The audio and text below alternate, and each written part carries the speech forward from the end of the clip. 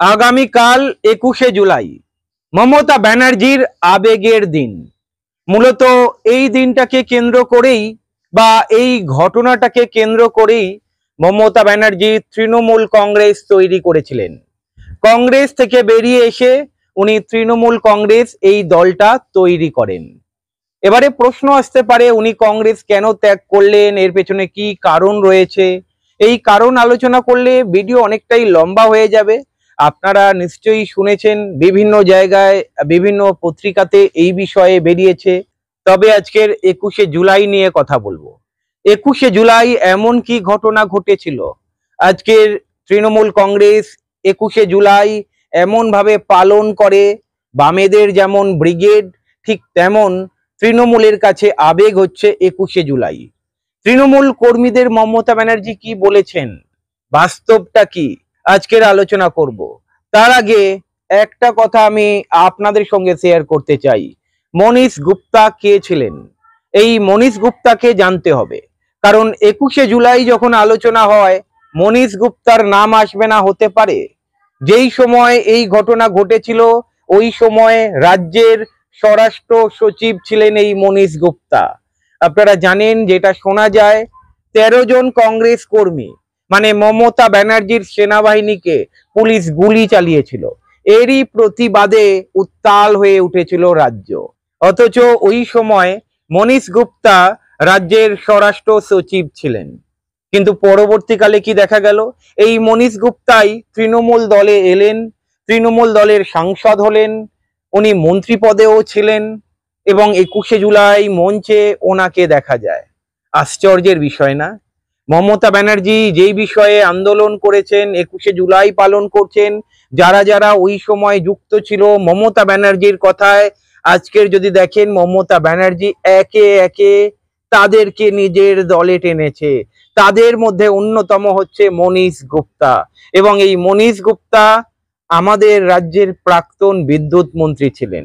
যতটা আমি শুনেছি, যতটা শোনা যায়, বামফ্রন্ট জামানায় যারা বড় বড় অফিসার ছিলেন ওই সময় ওই ঘটনাতে যুক্ত ছিলেন, তারা কিন্তু তৃণমূলে চলে এসেছিল। ভাবুন, মমতা ব্যানার্জি ৩৪ কোটি টাকা তদন্ত কমিশন গঠন করেছিল, মানে ৩৪ কোটি টাকা দিয়ে তদন্ত কমিশন গঠন করেছিল। ২১শে জুলাইয়ে যারা যারা যুক্ত রয়েছে তাদের বিচার উনি চান। আজকের সেই তদন্ত কমিশনের রিপোর্ট কোথায়? মমতা ব্যানার্জি কেন প্রকাশ্যে আনছেন না, কেন জনসমক্ষে আনছেন না?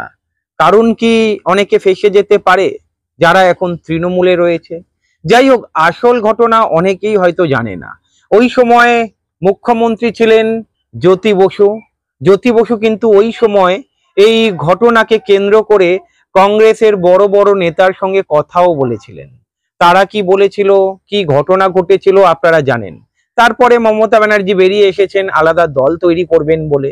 যাই হোক, আমার কথা হচ্ছে ওই ২১শে জুলাই ঘটনাকে কেন্দ্র করে যারা বড় বড় পদে ছিলেন তারাই এখন তৃণমূল দলে কেন? তদন্ত কমিশন মমতা ব্যানার্জি তৈরি করলেন, সেই তদন্ত কমিশনের রিপোর্ট কোথায়? কেন জনসমক্ষে আনা হচ্ছে না? মমতা ব্যানার্জি হয়তো বলছেন ২১শে জুলাই ওনাদের ওপরে অত্যাচার করা হয়েছে, ওনাদের ১৩ জন কর্মীকে পুলিশ নৃশংসভাবে গুলি চালিয়ে খুন করেছে, মানুষ বিশ্বাস করেছে, যার ফলে তৃণমূলে আমরা দেখতে পাচ্ছি ২১শে জুলাইকে কেন্দ্র করে বড় সমাবেশ হয়। আমরা দেখতে পাচ্ছি মানুষের ৬ লাখ মানুষের ভিড়। কিন্তু ওই মানুষগুলো কি সত্যি সত্যি ঘটনা জানে?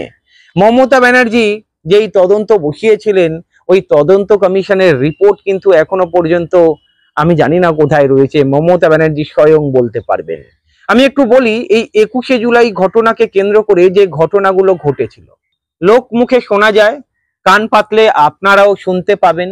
ওই সময় মমতা ব্যানার্জি ক্ষমতা দখল করার জন্যে কিছু গুন্ডা বাহিনী জোগাড় করেছিলেন, যারা বলপূর্বক এই ঘটনাটা ঘটিয়েছিলেন, দাঙ্গা লাগিয়েছিলেন, এবং ওই সময় ৩টে বাস পুড়িয়ে দেওয়া হয়েছে, ৩৫টা গাড়ি পুড়িয়ে দেওয়া হয়েছে, কম বেশি ২১৫ জন পুলিশ কর্মী আহত হয়েছেন। অতিরিক্ত পুলিশ কমিশনার, যুগ্ম কমিশনার, 7 জন ডিসি, 10 জন অ্যাসিস্ট্যান্ট কমিশনার, তাদের ওপরেও অত্যাচার চালানো হয়েছে, মানে তাদের ওপরেও আক্রমণ চালানো হয়েছিল। কে বা কারা এই আক্রমণ করলো? ওই যে এত লোক জমায়েত হয়েছিল রাইটার্স বিল্ডিং এর সামনে 21শে জুলাই, কারা দাঙ্গা হাঙ্গামা বাঁধালো? কারা 215 জন পুলিশকে আহত করলো? কারা যুগ্ম কমিশনার, অতিরিক্ত পুলিশ কমিশনার, 7 জন ডিসি, 10 জন অ্যাসিস্ট্যান্ট কমিশনার, আরো 34 জন এমন পুলিশ কর্মী রয়েছে তারা গুলির আঘাত পেয়েছিল, বোমার আঘাত পেয়েছিল, তাদেরকে হসপিটালে নিয়ে যাওয়া হয়েছিল। তালতলা থানার সার্জেন্ট DK ঘোষাল গুলিবিদ্ধ হয়েছিলেন। সাব ইন্সপেক্টর কালাচাঁদ সমারদার বোমার আঘাত পেয়েছিল। কলকাতা পুলিশের গোয়েন্দা বিভাগের ইন্সপেক্টর AK গাঙ্গুলির হাত ভেঙে দেওয়া হয়েছিল, তাকে গুলি করা হয়েছিল। প্রশ্ন রয়ে যায়, এই যে এতজন পুলিশ কর্মীকে মারা হলো, বোমার আঘাত পেল, গুলি করলো, কারা গুলি করলো? কারা করলো? বাইরে থেকে লোক কি ওই সময় বামফ্রন্ট ডেকে এনেছিল? মমতা ব্যানার্জির 15 জন কর্মী আহত হয়েছিলেন। মমতা ব্যানার্জি স্বয়ং আহত হয়েছিলেন। এরপরে আমি জানি না কি ঘটনা ঘটেছে, অনেক ঘটনাই তো লোকমুখে শোনা, আর আপনারা হয়তো অনেক সময় পড়েছেন এই সব ঘটনা বিভিন্ন পত্রিকার মাধ্যমে। আমার প্রশ্ন হচ্ছে, এই যে এতজন পুলিশ তারা আহত হলেন, বোমার আঘাত পেলেন, হাত পাত মেরে গুড়িয়ে দেওয়া হলো, কারা গুড়িয়ে দিল? যাই হোক, এই জিনিসটাই কিন্তু মমতা ব্যানার্জি লুফে নিয়েছিল।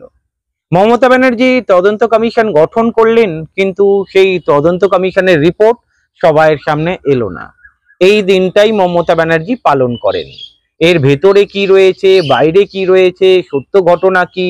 যাই হোক, আপনারা শুনেছেন নিশ্চয়ই মমতা ব্যানার্জি বলেছেন অনেক কথা, এবং মমতা ব্যানার্জির দলের কর্মীরা বিশ্বাস করে নিয়েছে। কিন্তু মমতা ব্যানার্জিকে আমি অনুরোধ করব, ওই তদন্ত কমিশন যে বসিয়েছিলেন তার রিপোর্টটা কাইন্ডলি সবার সামনে আনুন, সবাইকে জানার সুযোগ করে দিন। আপনার দলের 15 জন কর্মীকে আহত হয়েছিল, অনেকে খুন হয়েছিল, আপনি আহত হয়েছিলেন, কিন্তু মনীশ গুপ্তা ওই সময় যে রাজ্যের স্বরাষ্ট্র সচিব ছিলেন তাকে আপনার দলে ঢোকালেন, আরো অনেককে ঢুকিয়েছেন। বুঝতে পারছি না, মন্ত্রী বানালেন তাদেরকে, 21শে জুলাই তারাই আবার মঞ্চে ওঠে, এগুলো কি? এই প্রশ্ন আমি রাখতে চাই। আপনি রাজ্যের মুখ্যমন্ত্রী, আপনি চাইলেই সব করতে পারেন, এবারে মানুষ বিচার করবে। আর মমতা ব্যানার্জি ঠিক এই কারণেই যে ঘটনা ঘটেছিল, এই ঘটনাকে কেন্দ্র করেই 21শে জুলাই পালন করেন। তবে সব ঘটনা তো বুঝতেই পারেন ধামাচাপা পড়ে যায়। আমি যতটা খবর পেয়েছি, যতটা আমার কাছে নলেজে আছে, সেটাই আপনাদের সঙ্গে শেয়ার করলাম। বিচার করার দায়িত্ব আপনাদের। ভালো থাকবেন।